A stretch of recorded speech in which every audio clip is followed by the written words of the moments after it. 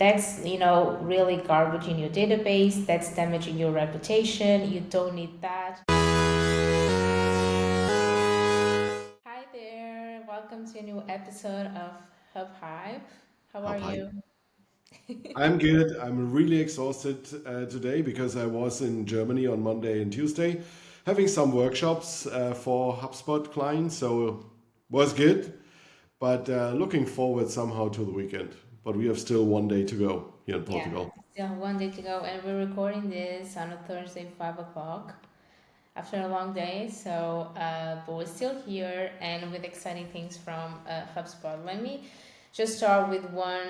It's no news or anything, but it was a specific situation for a company about bounce emails, and Hmm. it's never too much to let people know that that's extremely important to make sure that your email reputation is not damaged. In this case, we had a B2C client trying to import contacts. They were once deleted in HubSpot and they were once bounced. The thing is, in case you don't know, HubSpot is capturing and saving the bounce reason even after a contact is deleted. So once that contact comes into the database again, HubSpot can identify that and immediately would set a bounce reason, so then you cannot send any emails for that email.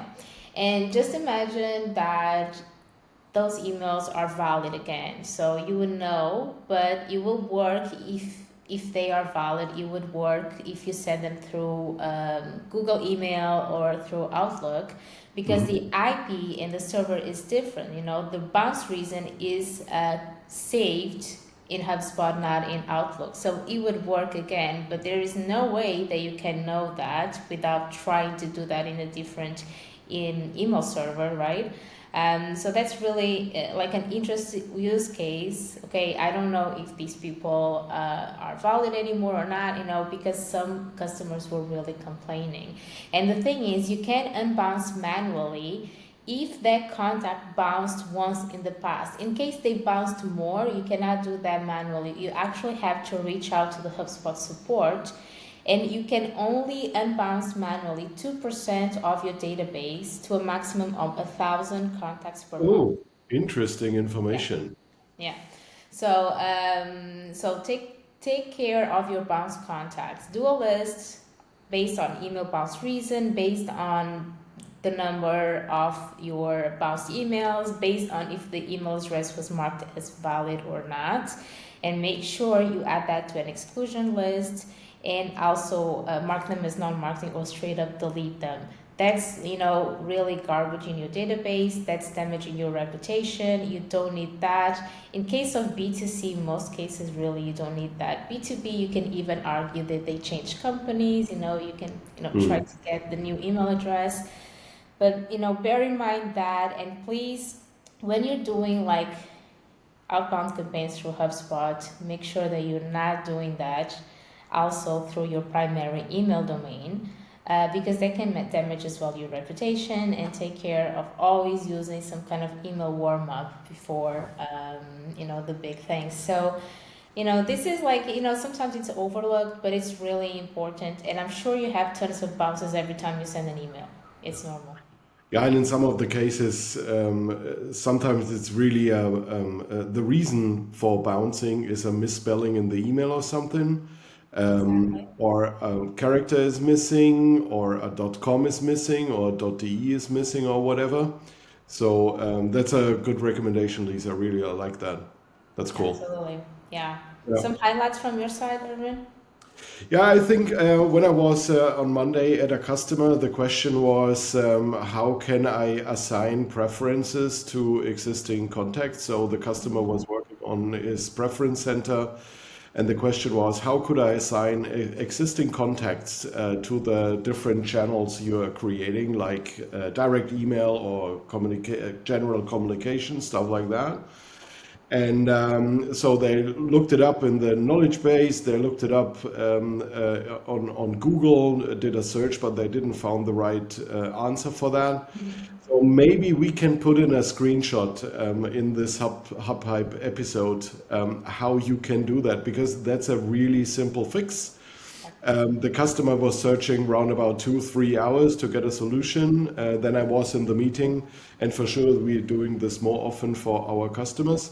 The same is for opt-in. So opt-in is critical based on GDPR wise, so you have to be careful.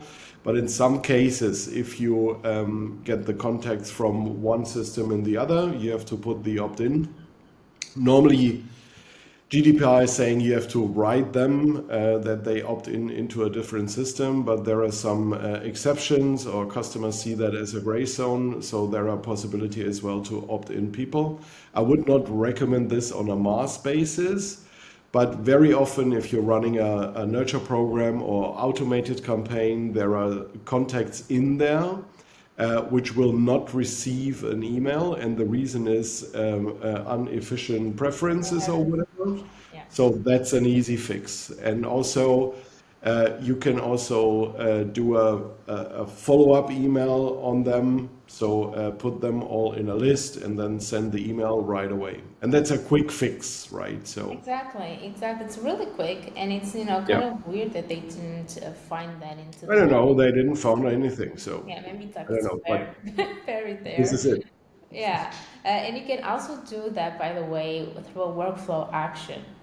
So you can set the Yeah, subscription along with the legal basis of consent, like legitimate true. interest, and it's quite easy. Maybe yeah, for I don't know, especially for Europe for sure. That we take Yeah. care about that and quite a lot. And of course, you can do that directly through the form.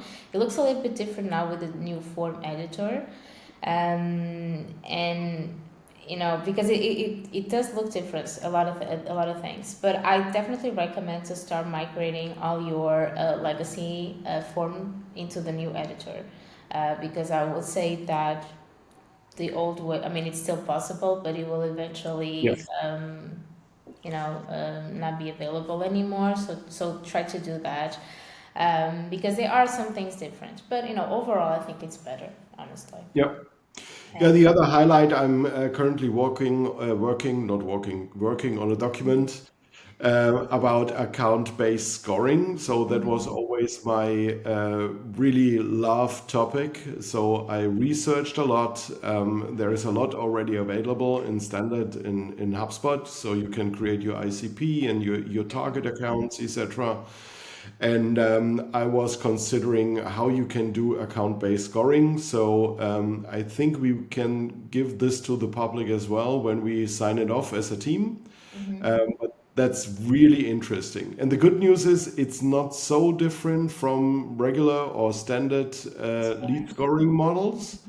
But how to aggregate the data from different contexts, because you have one-to-many relationship. So you have one account, but you have many contacts in there. How to aggregate that? I think that's the secret. And I'm really looking forward to get the feedback from the team, because I finished it today. So looking forward Okay. to it. Yeah, It's fresh out of the oven. that's true. And you think that a lot of HubSpot users are using it? No. No, I don't think so. And I visited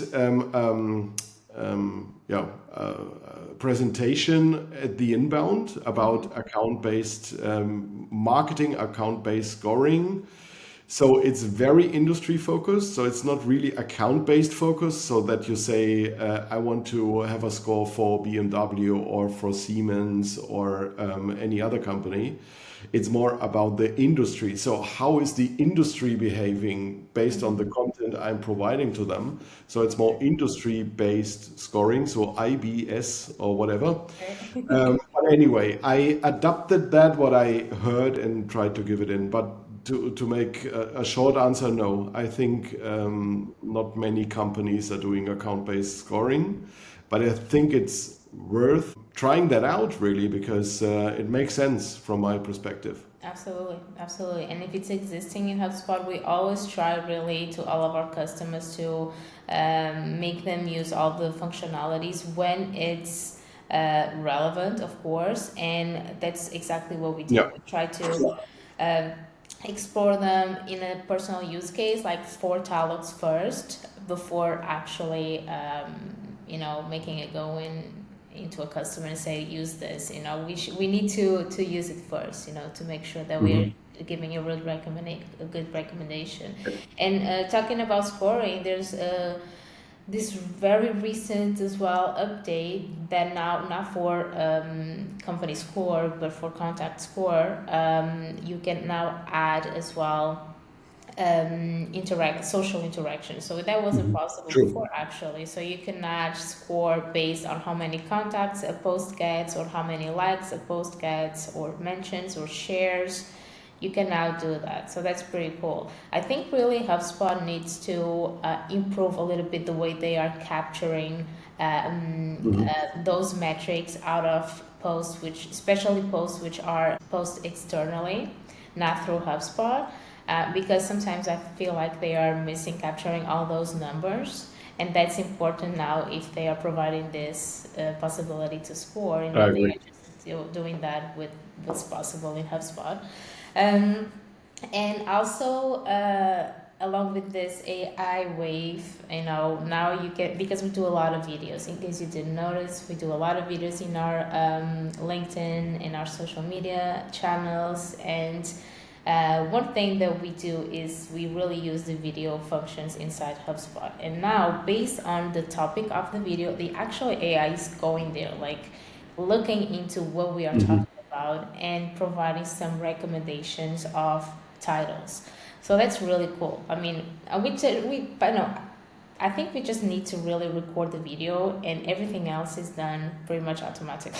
So which is Which really, is true because Laura, a colleague of ours, showed us 2 weeks ago, I think, the marketing studio, yeah, which blew me away really because you are just uploading the PDF and then a post is produced, a landing page is produced, an email is produced. For sure, you have to go over it, you have to yeah, but bring it in the it's much in the right easier. tone, etc. But everything what's out there, it takes so much time out of your plate. It's unbelievable, really. Absolutely. Marketing Studio, I mean, that's campaigns, right? It was like replaced for Marketing Studio because it's really a studio in the sense of it's a collaboration tool now. You Yeah. can collaborate with the other team members doing the same as you, working on the same campaign. And that's amazing. Maybe next time we can dive deeper into it. But it's really, really, really cool. You should Yeah. definitely try it out. Yeah. Cool. Cool. So, just to wrap this up for today's episode, in November we will be in London for the Grow, the Hmm. HubSpot event. Um, and hopefully, for the ones who are listening today, if you guys are there, we can meet up, grab a coffee. I never was there. This is my first time. So we're going, two people from Talux. But I think there will be a lot of things which were mentioned as well at the inbound. Just for the ones who couldn't make it to the inbound. And, hopefully we can as well meet some partners, some customers. It's just one day, but I'm really looking forward to it.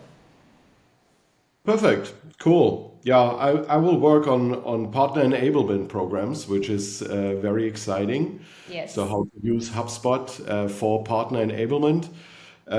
Yeah, next time in the next episode, I will talk a little bit more about Maybe we that. have more news, yeah. Yeah, that's true. But yeah, all good so far. All Good. right, guys. Thank you so much for listening and see you next time. Thank you. Bye bye.